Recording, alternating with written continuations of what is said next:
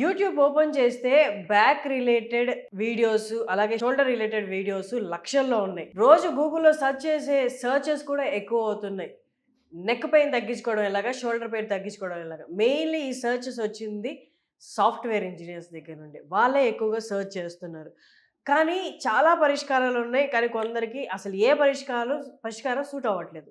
మనతో ఉన్నారు ఇవాళ డాక్టర్ సుధీర్ దారా గారు. వారిని అడిగి అసలు ప్రాపర్ ట్రీట్మెంట్ ఏంటి, అసలు నీకు వస్తున్న నొప్పి మెడ నుంచా భుజం నుంచా అని తెలుసుకోవడం కూడా ఎలాగో మనం కనుక్కుందాం. నమస్తే సార్. నమస్కారం. నాకు తెలిసి ఇపియాన్కి నెలలో 50 to 60% భుజం మెడ నొప్పితోనే వస్తూ ఉండొచ్చు. దానికంటే ఎక్కువే ఉంటారు. ఎందుకంటే ఇప్పుడు ఒకటి మీరు ఇంతకుముందు అన్నారు కదా, యూట్యూబ్ ఓపెన్ చేయగానే నెక్ సర్వికల్ స్పాండిలైటిస్ అని, షోల్డర్ ప్రాబ్లం అని, వీటికి రెమెడీస్ నాన్ డాక్టర్స్ ఇస్తుంటారు. మీరు ఇలా చేయండి నెక్ తగ్గిపోతుంది.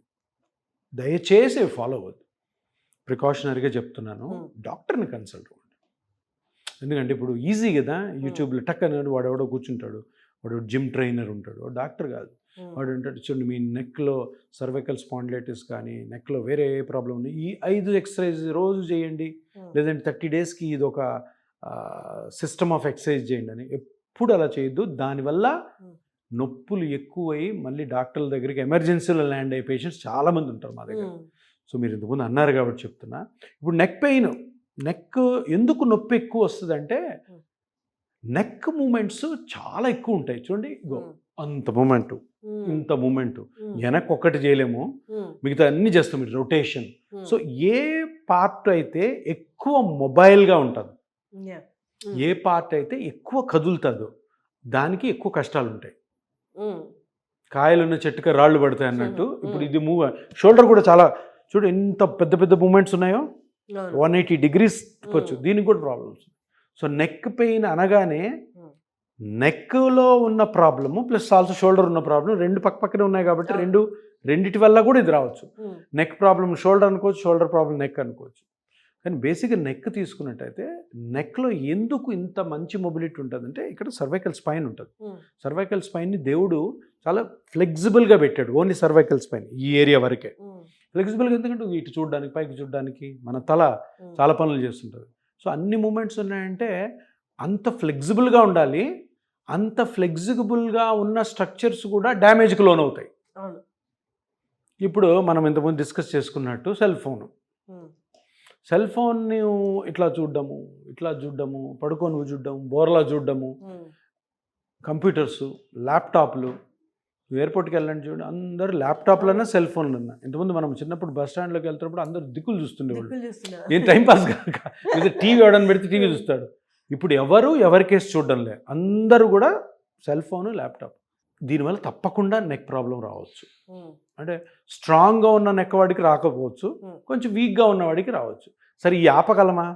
మనం ఎంత అరిసి గీ పెట్టుకున్నా సెల్ ఫోన్ చూడడం ఆపరు, కంప్యూటర్ పని లేకపోతే ఫుడ్ ఉండదు computer software employees. So precautions చెప్తానే ఉంటాం, వాళ్ళు ఎవరు పాటించరు, ప్రాబ్లమ్స్ వస్తూ ఉంటాయి. సో ఈ ప్రాబ్లమ్స్ వచ్చినప్పుడు ఎందుకు వస్తాయి, ఏం కథ? నెక్ పెయిన్లో 90%, 60 to 70% నొప్పి నెక్లో రావడానికి కారణము మజిల్. చాలా మజిల్స్ ఉంటాయి. నేను ఇప్పుడు ఇది చూడండి, ఇంత ఎక్స్టెంట్లో మనం మూవ్ చేస్తున్నామంటే ఈ మజిల్ స్ట్రెయిన్ అవుతాయి. ఆ మజిల్ స్ట్రెయిన్ అప్పుడు పెయిన్ వస్తుంది.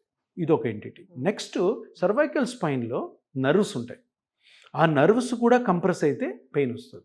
సర్వైకల్ స్పైన్లో డిస్క్ ఉంటుంది, డిస్క్ ప్రాబ్లం ఉన్నా రావచ్చు. సర్వైకల్ స్పైన్లో చిన్న చిన్న బోన్స్ ఉంటాయి కాబట్టి బోన్కి మధ్యలో చిన్న జాయింట్ ఉంటుంది, దానివల్ల కూడా రావచ్చు. సో ఇట్లాగా మనం సర్వైకల్ నెక్ పెయిన్ అనగానే అందరు సర్వైకల్ స్పాండిలైటిస్ అంటే లేట్ అమ్మది. అంటే ఏంటంటే నెక్లో నాకు సర్వైకల్ స్పైన్లో ఏదో ప్రాబ్లం కాదు.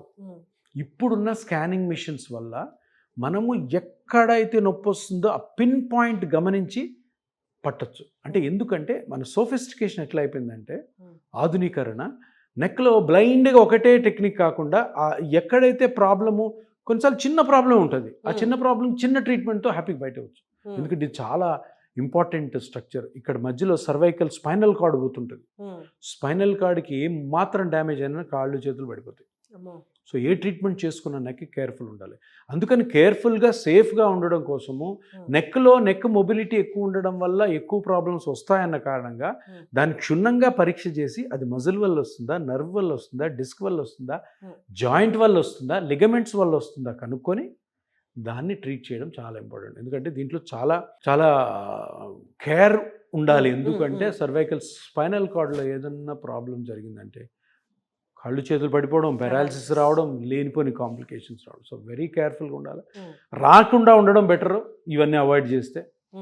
ఇంకొక ఇక్కడ చిన్న పాయింట్ ఉంది ఏంటంటే సర్వైకల్ స్పైన్ ప్రాబ్లం వల్ల నెక్ పెయిన్ రావచ్చు. ఈ నెక్ షోల్డర్ పక్కనే ఉంటాయి కదా, షోల్డర్ ప్రాబ్లం ఉన్నా కూడాను నెక్ పెయిన్ అనుకోవచ్చు, నెక్ ప్రాబ్లం ఉన్నాను షోల్డర్ పెయిన్ అనుకోవచ్చు. ఈ మిస్టేక్ కూడా డాక్టర్స్ దగ్గర కొన్నిసార్లు జరుగుతుంటుంది. అందుకని వెరీ కేర్ఫుల్గా షోల్డర్ కూడా దీనిలాగా ఇది ఎంత మొబిలిటీ ఉందో ఇది కూడా 180 degrees తిప్పుతాం మనం చెయ్యి. సో ఇది కూడా అంత మొబైల్గా ఉంటుంది కాబట్టి అంత కదులుతుంటుంది. దీంట్లో కూడా లిగమెంట్స్, జాయింట్, లేబ్రము, క్యాప్సూల్ ఇవన్నీ ఉంటాయి. అవన్నీ కూడా సో వీటికి కూడా ప్రాపర్ స్కాన్స్ ద్వారా అసలు ఏ పార్ట్ అయితే డ్యామేజ్ ఉందో కనుక్కొని దానికి ఎటువంటి పెద్ద పెద్ద ట్రీట్మెంట్స్ కాకుండా చిన్న ఇంజెక్షన్స్తోనో చిన్న ఎక్సర్సైజ్తోనో బయటపడవచ్చు. సో ఇది చాలా ఇంపార్టెంట్, నెక్ పెయిన్ ప్లస్ ఇది షోల్డర్ పెయిన్. సో ఇపియాన్లో మనకి ఈ kind of problems neck, cervical కానీ లేకపోతే భుజం నొప్పికి కానీ ఎలాంటి ట్రీట్మెంట్ ఉంటాయి? సో ఇప్పుడు నేను అన్నాను కదా, మనం చేసే స్కాన్స్ ద్వారా మనకి పిన్ పాయింట్గా ఎక్కడి నుంచి ప్రాబ్లం వస్తుంది. నేను ఫస్ట్ మీకు 60-70% చెప్పింది నెక్ మజిల్ నుంచి వస్తుంది. మజిల్కి ఏం ట్రీట్మెంట్ అవసరం లే, రెస్ట్ స్ట్రెంగ్తనింగ్ తర్వాత అన్నెసరీ మూమెంట్స్ అవాయిడ్ చేయడం, అది చాలు. అది ఇనిషియల్గా. సో ఇన్ కేస్ మజిల్లో ప్రాబ్లం ఎక్కువ అవుతుంది, మజిల్లోంచి రికవరీ అవ్వట్లేదు, మిగతా అన్నీ బాగానే ఉన్నాయి, నెక్ మజిల్ ఎక్కడైతే క్రాక్ అయిందో, ఎక్కడైతే మజిల్ వల్ల ప్రాబ్లం వస్తుందో అక్కడ పిఆర్పి ఇంజెక్షన్ చేయడం ద్వారా రికవర్ అవుతారు. ఇదొకటి. లేదు జాయింట్స్ ఉంటాయి లోపల, సర్వైకల్ ఫెసెట్ జాయింట్స్ అంటారు. ఆ జాయింట్స్ అరిగిపోయినా కూడాను ఓల్డ్ ఏజ్లో లేదంటే ఇట్లాగ సెల్ ఫోన్లు చూసే వాళ్ళలో, ఎక్కువ డ్రైవింగ్ చేసే వాళ్ళలో, అబ్నార్మల్ పొజిషన్లో వర్క్ చేసే వాళ్ళలో ఆ జాయింట్స్ అరిగిపోయి ఉంటాయి. ఆ జాయింట్స్కి రేడియో ఫ్రీక్వెన్సీ అబ్లేషన్ అని చిన్న, ఇవన్నీ కూడా ఇంజెక్షన్ ట్రీట్మెంట్సే. ఎప్పుడైతే ట్యాబ్లెట్స్తోనూ ఎక్సర్సైజ్తో వీలు కానప్పుడు నెక్స్ట్ స్టెప్ ఇది. ఆ ఫెసెట్ జాయింట్స్ ఉన్నాయి, దానికి కూడాను మనం ఒక లేజర్ టైప్ ట్రీట్మెంట్ చేసి కంప్లీట్ రికవర్ చేస్తాం. అది కాక డిస్క్ బయటకు వచ్చి నర్వ్ని కంప్రెస్ చేస్తే ఈ నెక్ పెయిన్ చేయి మీదకి వస్తుంది, రాడిక్యులర్ పెయిన్ అంటాం. అదే నడుము నుంచి అయితే సయాటిక్ అంటాం, ఇక్కడ నుంచి రాడిక్యులర్ పెయిన్ అంటాం. దానికి కూడాను చిన్న లేజర్ ఇంజెక్షన్ తోటి మన దగ్గర ఉన్న సోఫిస్టికేటెడ్ మెషినరీతో ఆ నరము వాపు ఎక్కడైతే ఉందో దాన్ని చిన్న ఇంజెక్షన్ తర్వాత వాపు తగ్గిస్తే పెయిన్ తగ్గుతుంది.